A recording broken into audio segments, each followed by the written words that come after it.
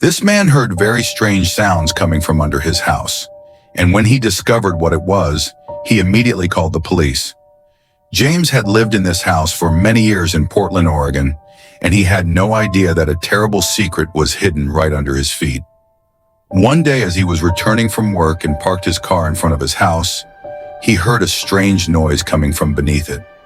Not knowing what could be happening, he quickly went inside, but the strange noises only grew louder. Concerned, James got down on the floor to listen more closely and became convinced that the sounds were indeed coming from under his house. Feeling desperate and scared, he called his wife, and together they began to investigate. It was at that moment that they found a secret door, a kind of hatch in the floor. Even though he was terrified, James decided to go down to find out what was happening.